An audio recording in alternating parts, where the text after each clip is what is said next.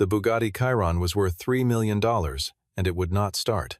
20 engineers, the best in the country, flown in from 3 cities, had spent 4 hours kneeling beside it. None of them found the answer. The CEO stood 40 feet away, watching, her champagne glass empty and her patience thinner than she let on. Then a man in a gray work shirt walked through the service door holding a 5-year-old girl's hand. The head of engineering recognized him immediately, and the look on his face told everyone in the room everything they needed to know. What he did in the next 5 minutes would change everything. Stay with this one, it earns it. The Bugatti Chiron sat in the center of the Grand Pavilion like a $3 million paperweight.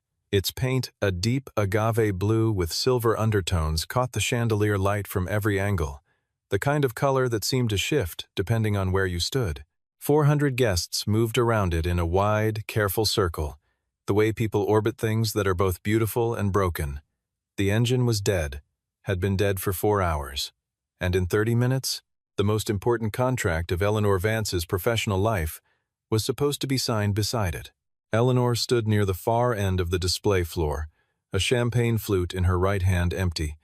Had been empty for the last hour, and her back straight in the way that cost her enormous effort to maintain. She wore a structured black dress, the kind designed to communicate authority before a single word left her mouth. Beside her stood Werner Baumann, 67, silver-haired, the senior representative of a German engineering consortium that had been her father's partner for 22 years. Werner was looking at his watch. Not obviously, just enough. The Vance Apex Gala was the company's largest event of the year. The contracts signed here moved markets. The deals announced in this room made headlines. And tonight, the centerpiece of the evening, the vehicle around which the entire $47 million partnership was being built, would not start. Dominic Reese appeared at Eleanor's left shoulder. He was 44, broad-shouldered, wearing a charcoal vest and a silver tie that he had clearly chosen to match the car. He carried his phone in one hand and the expression of a man who had been managing other people's crises for so long that crisis management had become indistinguishable from his actual personality. "We have another specialist coming in from Midtown," he said. "This will be handled." Eleanor looked at the car. "You said that 2 hours ago." "I meant it then and I mean it now." She did not respond. She looked at the Chiron. She looked at the 12 men kneeling around it in various configurations of professional frustration, and she counted. The first engineer to arrive had come from the authorized Bugatti dealership on the Upper East Side. A man with 11 years of experience servicing the brand, impeccable credentials, and a diagnostic kit worth more than most people's cars. He had spent 40 minutes under the hood, risen slowly, wiped his hands with the methodical care of someone buying time, and said that the error code appearing on the onboard display did not correspond to any firmware version in his documentation. The second was a W16 specialist, flown in from Chicago, the engine that powered the Chiron. 16 cylinders arranged in a W configuration, a mechanical achievement so complex that fewer than 400 people in the world were certified to service it. He attempted a full ECU reset. Nothing changed. Engineers 3 through 7 arrived in succession over the following 90 minutes, each carrying a different theory. A secondary fuel pump, a pressure sensor reading a false value, a starter relay stuck in partial engagement, a drive module reporting a communication fault that wasn't there. Each theory was tested. Each theory failed. The car remained silent. By the time the 8th engineer arrived, the guests had stopped pretending not to watch. Conversations near the display floor had slowed. Eyes kept drifting back to the cluster of men crouched around the vehicle, then away again, then back. The sound of polite dinner conversation had taken on the particular quality of people discussing things they don't care about while watching something they very much do. The 12th engineer, a lean man from a specialty European auto firm in New Jersey, spent 22 minutes on his back beneath the chassis before standing up and making no comment whatsoever. He simply walked toward the edge of the display floor and began making a phone call. Dominic, who had been circling the Chiron for the better part of 3 hours, would approach the vehicle periodically, lean in close, look at something specific, then step back. He never touched anything. He never suggested a new avenue of investigation. He simply circled, looked, and stepped away. Grace Aldrin, seated at a small workstation near the rear of the display floor with a diagnostic tablet across her knees, had been watching this pattern for some time. Grace was 28, recent in her role, and had been hired directly from graduate school by Eleanor's operations team. She had a very specific quality. She noticed things before she understood them. The 18th engineer was German. A man, Werner Baumann, had personally summoned with a single text message.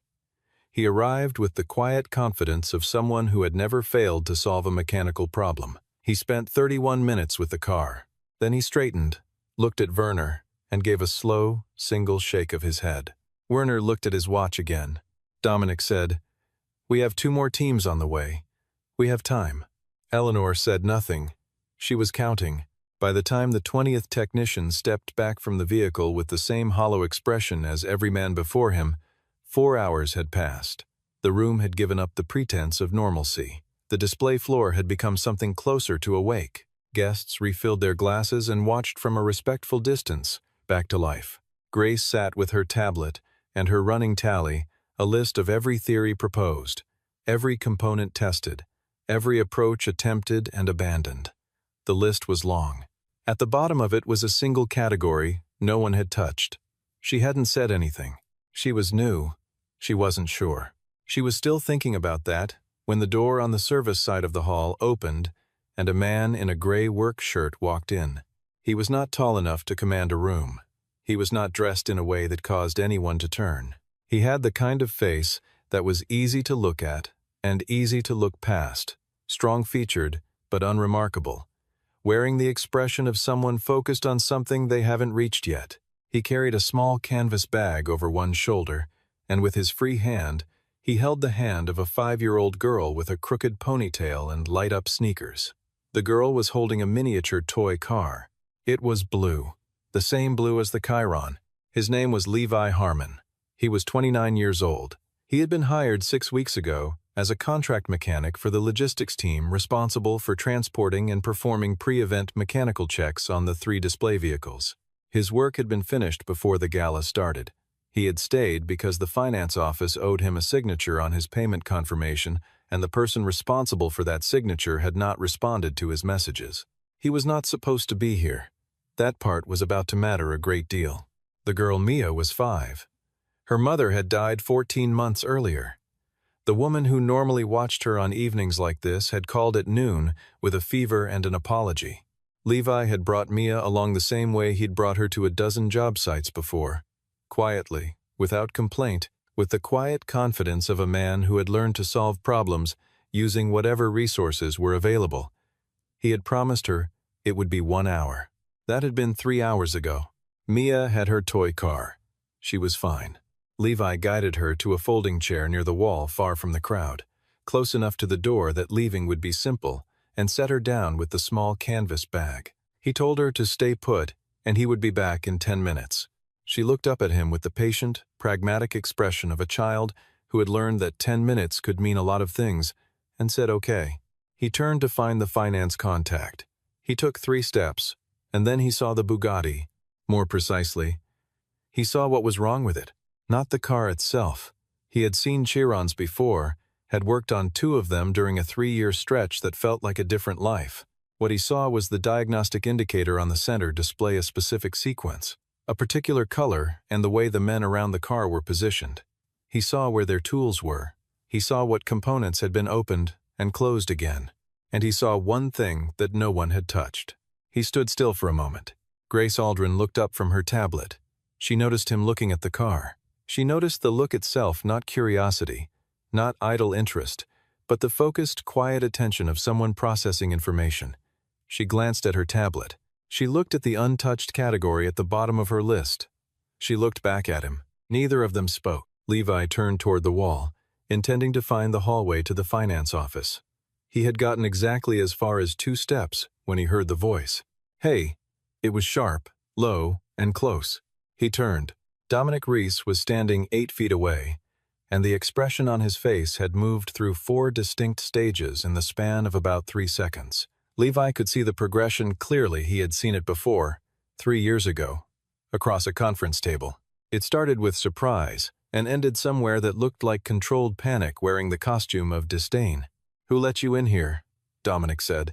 "Logistics clearance. Service entrance." Levi held up his badge without any particular urgency. "I'm here for payment confirmation on the vehicle transport contract. Finance hasn't. This is a closed event. You're a contract worker. You don't have floor access for the gala. I have access until 9. It's 8:42. Dominic turned and said something to the security officer near the corridor entrance. The officer, a large man in a dark jacket, started toward Levi with the unhurried efficiency of someone who did this often enough that it required no thought. Levi did not argue. He took one step back, raised both hands slightly, the universal language of a man who has no interest in a scene, and said, "I'll go. I just need the signature first. Get the signature tomorrow. Leave now." The security officer reached him. And here was the moment that changed the tenor of the rest of the evening. Mia stood up. She didn't cry. She didn't call out. She simply rose from the folding chair, walked to where her father was standing, and positioned herself beside him with the unhurried calm of a child who had learned that standing next to her father was always the right place to be. She held her toy car against her chest with both arms. She looked up at the security officer with wide brown eyes that contained not a single trace of fear. The security officer, to his credit, stopped. The room had a different texture now. A few guests near the edge of the display floor had turned. Werner Baumann had turned. Grace had risen from her chair. Eleanor Vance set down her empty glass. She hadn't been watching Dominic. She had been watching the Chiron. She was still watching it when her peripheral vision registered the sequence of events: the arrival of the gray-shirted man, Dominic's reaction, the child stepping forward. She processed each element with the precision of someone who had spent her adult life in rooms where the real conversations were never the ones being spoken aloud. Something in Dominic's reaction was wrong. Not the irritation, she understood the irritation. What was wrong was the speed of it, the certainty, the specific urgency of a man who needed a specific person out of a specific room. Levi turned, placed his hand on Mia's shoulder, and prepared to walk toward the corridor. He had decided, in the span of about 1 second, that the signature was not worth whatever this was becoming. Eleanor said, "What do you see?" 3 words. She said them to the middle distance, the way a person speaks when they are not sure they intend to be heard, but need to say the thing anyway. Levi stopped. He turned back. Eleanor was looking at the car, not at him. But the question had been directed at him. They both understood that. The entire room seemed to understand it. Dominic said, "Eleanor, this man is a contract mechanic. He has no engineering qualifications relevant to..." Eleanor raised one hand, barely moving it, the gesture of someone turning down a volume knob. Dominic went quiet. Levi looked at Eleanor.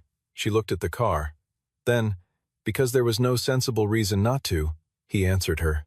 "The secondary fuel rail has a vibration tolerance that runs narrow when the ambient temperature drops below roughly 56 degrees Fahrenheit, he said. His voice was level, unhurried, the voice of someone explaining a fact they have known for a long time to someone who has just asked about it. "Tonight is cold. The auxiliary pressure regulator is cycling out of phase with the primary injection sequence. The ECU isn't reading it as a hardware fault. It's reading it as a logic error. Nothing in the official service documentation covers that scenario, because the analysis that identified it was never formally approved." The room had gone very quiet, not the strained, expectant quiet of a crowd watching something about to happen. A different kind of quiet, the specific silence of a room in which a large number of intelligent people have just understood something simultaneously. Grace looked at her tablet. At the bottom of her list, the untouched category, secondary fuel rail pressure cycle. She had written it there 2 hours ago because the pattern of the error code suggested it, but she hadn't had the experience to be sure. She looked up. Dominic said, "That theory has already been..." He stopped. Grace said, "It hasn't." Quietly. Not aggressively, just accurately. "It's not on the list." Werner Baumann had not moved. He had been watching Levi Harmon with the focused attention of someone retrieving a memory that hasn't been needed in a while. He had the look of a man who recognized something. Mia, who had been standing at her father's side through all of this, took one long look at the Bugatti. Then she lifted her toy car to eye level and tilted her head, comparing the two vehicles. she said, very softly. Same color, but that one's bigger. No one laughed. But something in the room changed. Some thread of tension that had been pulled almost to the point of breaking loosened by a single degree. Eleanor looked at Levi. She said, "What do you need?" He thought for a moment.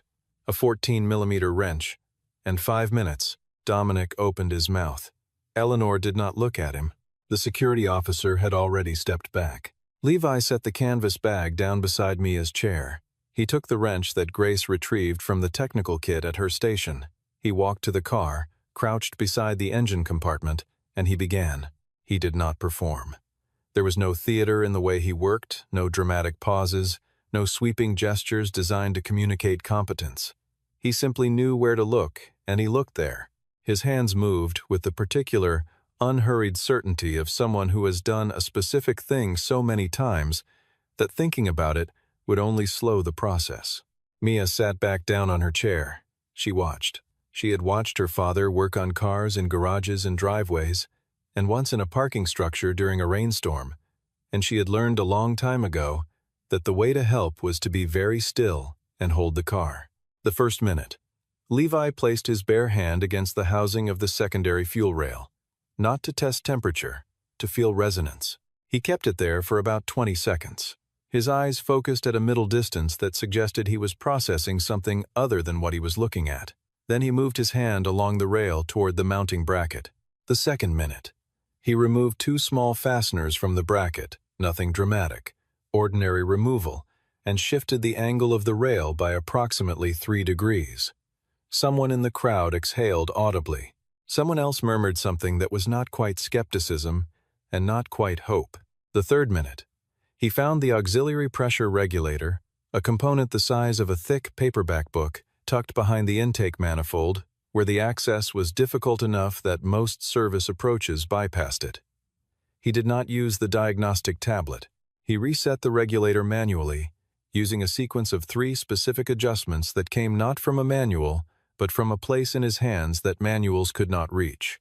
Grace was recording every movement on her tablet, not because she had been asked, because she understood that what she was watching was not standard procedure. It was something rarer than standard procedure. The fourth minute, Levi stood. He looked into the engine compartment one more time, made no additional changes, and lowered the hood with both hands. He stepped back from the vehicle. Dominic had not spoken in 4 minutes. He stood 7 meters away with his hands in his pockets, and he was looking at a point on the floor that contained nothing. The fifth minute. Levi looked at Eleanor. He nodded once. Eleanor walked to the driver's side door. She had not sat in this car in 6 months. She had bought it as a centerpiece for tonight, as a symbol of what the partnership she was about to formalize represented the highest possible expression of what her company could achieve. She opened the door and sat down. The seat adjusted automatically. The ambient lighting inside the cabin came on. She pressed the ignition. 1 second. The W16 engine started. It did not sputter. It did not cough, and reluctantly agree to function. It came to life the way engines like this were designed, to a deep, even resonant rumble that moved through the floor of the pavilion and up through the souls of every person standing on it. The kind of sound that was less noise than presence. 3 seconds of absolute silence from the room. Then Werner Baumann smiled.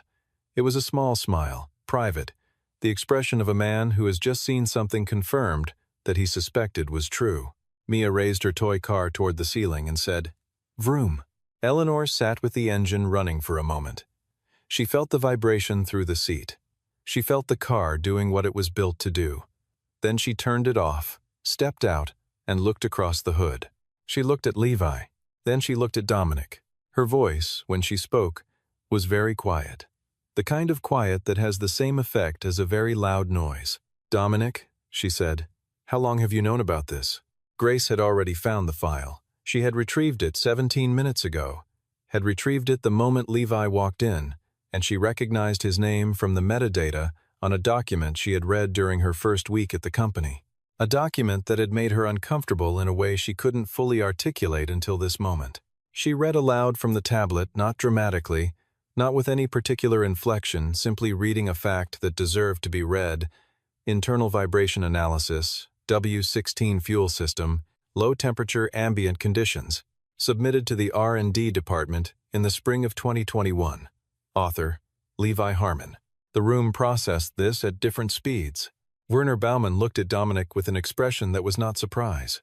Several engineers who had spent the last 4 hours kneeling around this car looked at each other and then looked at the floor. Levi stood where he had been standing. He did not look at the tablet. He did not look at Dominic. He was looking at Mia, who had gone back to arranging her toy car on the seat of the folding chair, with the focused attention of a child who has decided that the adult business is resolved and has moved on. Werner spoke. His English was precise, each word selected with the care of a man who had learned the language as an adult and never trusted himself to be imprecise in it. He said, "I read that analysis 3 years ago.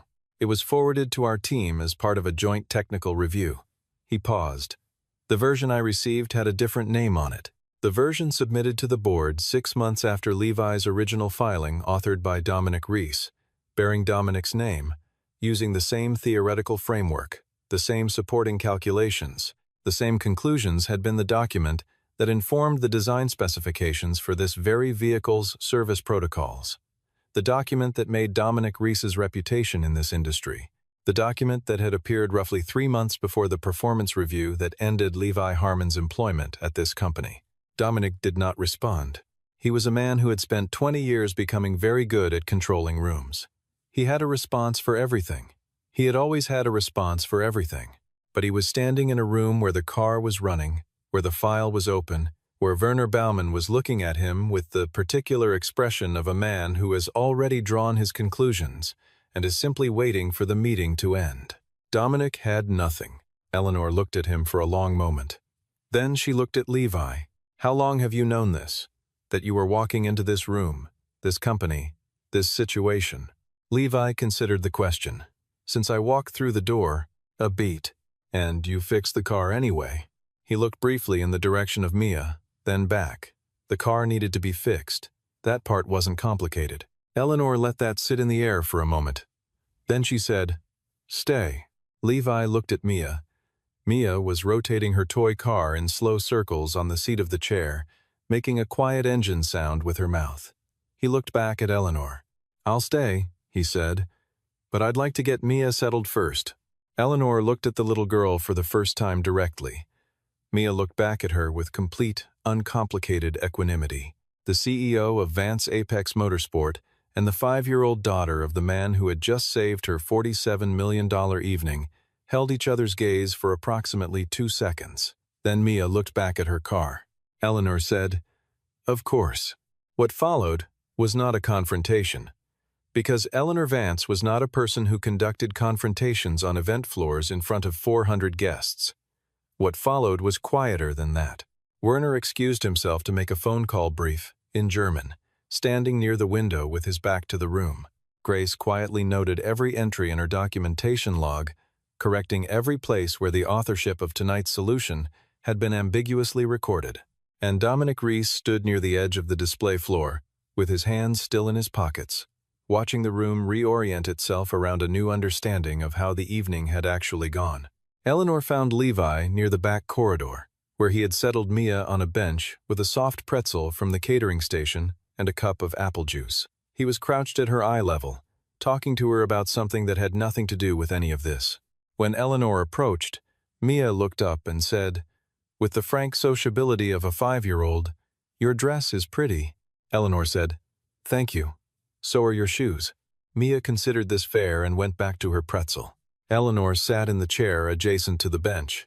She said, "I owe you an apology on behalf of this company." Levi said nothing. "I also owe you compensation, significantly more than your contract rate for tonight. There are also damages to consider, given what we now know about what happened 3 years ago. I'd like to—" "No." He said it without hardness, without the performative pride of a man determined to refuse on principle. He said it the way a person says no to a thing that was never going to be the right answer. "You don't owe me money for tonight, and you can't pay for 3 years with a check." Eleanor looked at him for a moment. "Then what do you want?" He looked at Mia. The little girl was tracing the outline of her toy car with one finger, following the curve of the hood, the slope of the roof, the same lines as the car sitting 50 feet away in the Grand Pavilion, rendered in die-cast metal, small enough to fit in a 5-year-old's hands. "The document," he said. "I want the name on that document corrected in the official record, not for me, for what it actually is. A piece of engineering work that was done by someone who isn't getting credit for it. That's all." Werner Baumann had appeared at the entrance to the corridor without being noticed. He stood there for a moment, listening.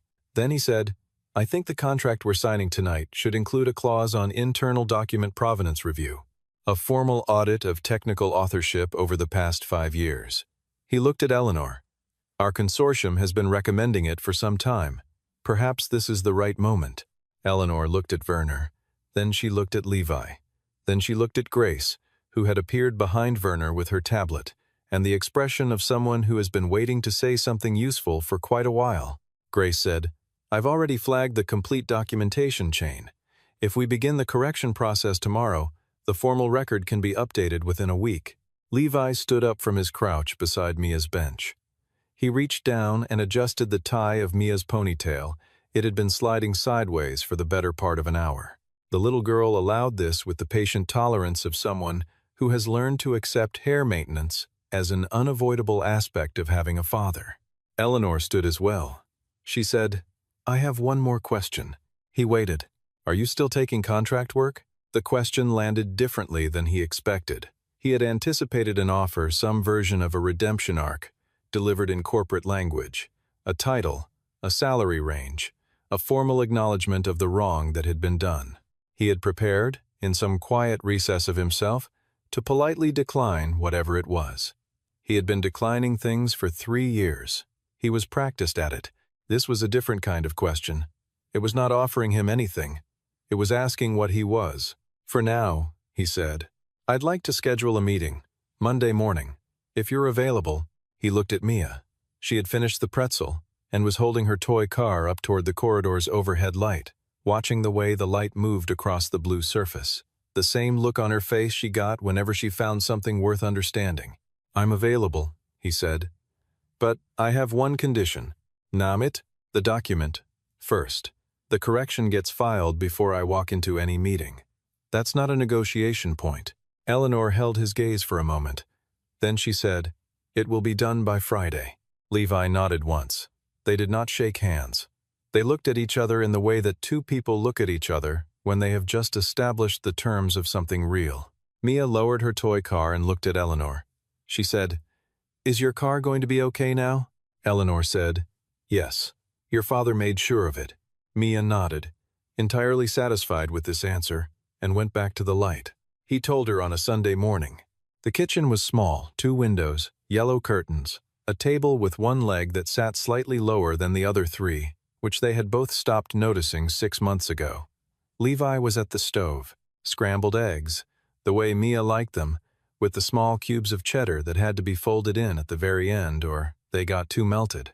Mia was on the tall stool at the counter, hair loose, still in pajamas, her toy car parked beside her glass of orange juice, like a tiny blue attendant. "Mia," he said. He didn't look away from the eggs. "I'm thinking about changing jobs." She looked up from whatever she had been examining on the tabletop. "What's changing?" "It means I'd go somewhere different to work. A bigger place." He paused. "I'd be busier sometimes. Would you still pick me up?" "Every day." She thought about this with the seriousness it deserved. Mia did not make quick decisions about things that mattered. She had gotten this from him, or he had gotten it from her after 5 years. He was no longer sure which direction the inheritance ran. "Does the place have cars?" "A lot of them." "Nitsa cars?" "The nicest kind." She looked at her toy car. She was quiet for a moment. Then she said, in the voice she used when she was asking something she had been turning over for a while, "Nicer than Mama's car?" Levi moved the pan off the heat. He turned around and leaned against the counter and looked at his daughter. The morning light was coming through the yellow curtains, and it was making her hair look like something he didn't have a word for. "Nothing is nicer than Mama's car," he said. "You know that." Mia absorbed this. Her expression shifted through several small variations, the way her face always moved when she was deciding what she thought about a thing, and then settled into something resolved and clear. "Okay," she said. "Then you should go. But you have to take me sometimes." He slid the eggs onto a plate. He put the plate in front of her, He watched her arrange her fork and her toy car on either side of the plate with the spatial precision of a child who has very specific ideas about how her table should be organized. Then he picked up his phone. He typed a message to Grace Aldrin. Monday, 9 in the morning. I'll be there. He looked at the message for a moment before sending it. Then he typed one more line. The document correction needs to be in the formal record before the meeting. That is the condition. He sent it and put the phone face down on the counter. Mia was eating her eggs. She had positioned her toy car so it faced the window, its small wheels at the very edge of the countertop, the blue paint catching the morning light. The same color as the Chiron that had been sitting dead in a grand pavilion 48 hours ago. The same color as the car Mia's mother had driven, a second-hand two-door with a cracked dashboard and a passenger seat that had been covered in crayon drawings by the time it reached the end of its life. He looked at his daughter eating breakfast and he thought, some things cannot be taken. Not really. They can be moved around. They can be buried under wrong names and bad decisions and years of early mornings and small kitchens. But they stay where they are underneath all of it, patient, waiting to be called on. Monday morning, the building on Fifth Avenue where Vance Apex Motorsport occupied 4 floors was the kind of place that made people walk differently when they entered it.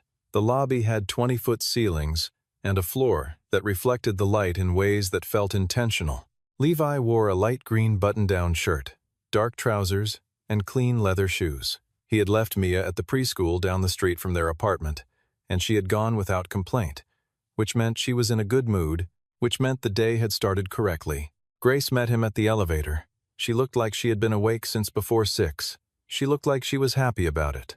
The filing went through Friday afternoon, she said, as they rose. The document has been corrected in the company record. The consortium received notification this morning. Werner's team? His office confirmed receipt. He asked me to tell you.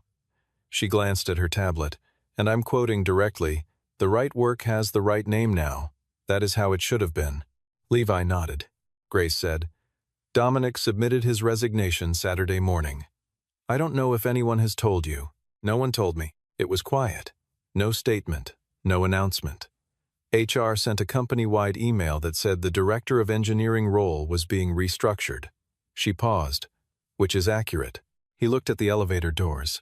"Are you all right?" Grace asked.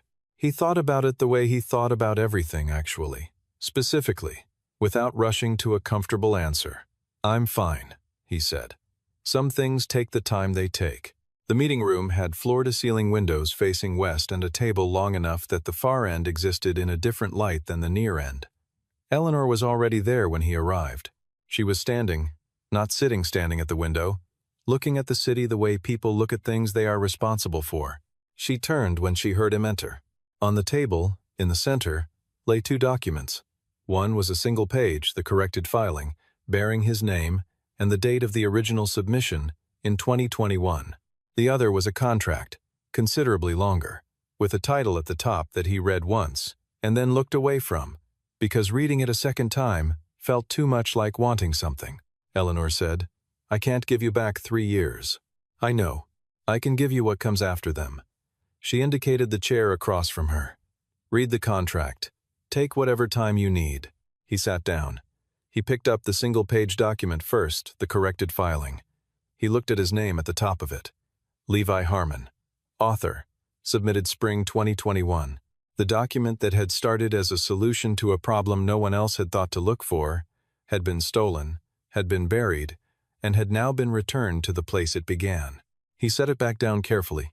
Then he read the contract.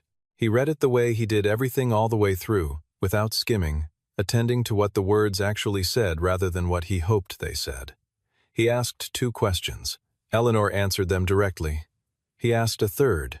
She answered that one too. Then he signed it.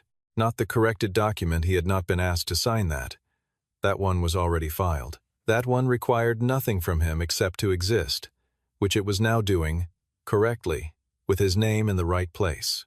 He signed the contract, set the pen down, and looked at Eleanor across the long table. She said, "Welcome back." He said, "I was never here before." She considered that. Welcome then, for the first time. He thought about Mia in the preschool around the corner from their apartment, holding her toy car through circle time, through snack, through whatever the day had in store. He thought about the way she had asked whether he would still pick her up every day, and the way the question had contained everything that actually mattered, compressed into 9 words. He thought about a car that had been built to go 300 miles an hour, sitting silent and dead in a room full of people who were very smart, but had not known where to look. He thought about a document with the wrong name on it, filed in a drawer for 3 years, waiting. Some things wait. That was what he had learned, the thing that had made the 3 years bearable, that had made the early mornings and the small kitchens and the contract work and the hand-holding through preschool drop-offs into something other than loss. Some things wait, and they do not become less true while they are waiting. They just wait. He picked up the corrected document. He folded it carefully along the center. He put it in the inside pocket of his jacket, close, where he would feel it when he moved. Then he looked at Eleanor and said, "I'll need the full technical files from the 2021 audit period, and I'd like to start Tuesday." She said, "Tuesday is fine." He stood up. He shook her hand. He walked back through the building with its high ceilings and its reflecting floors, through the lobby and out through the glass doors and into the ordinary bright morning of the city.